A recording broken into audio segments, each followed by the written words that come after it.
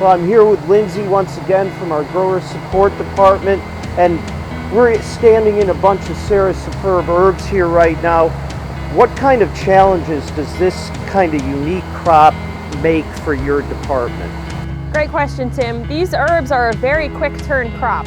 So we only have 2 to 3 months and sometimes less to propagate them, transplant them, grow them on, and have them ready for sales. So there's really no room for error when it comes to growing them correctly and our pest management practices. So we can't miss the date here. A lot of our plants we can kind of say, oh, we'll sell them in a couple weeks, but not with these, right? Not with these. They need to be ready today to sell, and they have to be free of insects and diseases. So what does that mean for you guys? How does it alter what you usually do with other crops when you're focusing on something like this that just has to go? For us, we need to very rigorously scout and monitor these plants.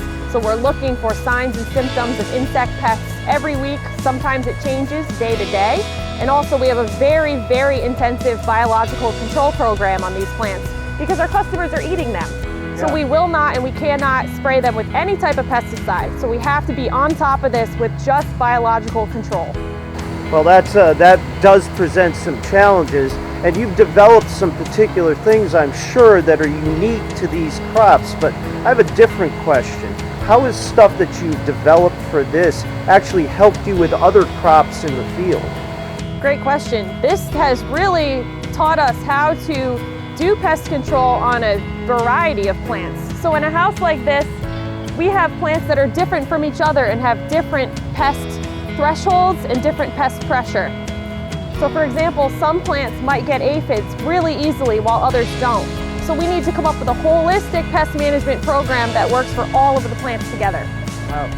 Basil's very intense. We have to produce this in 4 to 8 weeks. So it's very fast and there's very high pest pressure here. So we're scouting multiple times per week, monitoring very closely and releasing millions of beneficial insects weekly. This week we released 6.6 million on the nursery. Most of them were in these herb crops here, and the basil gets a lot of them.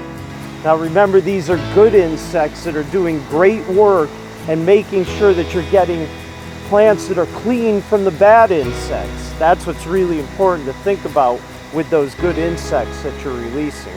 Exactly, they're natural enemies, which are predators that are controlling our pests for us. So we're not shipping our customers plants that have insects on them or damage.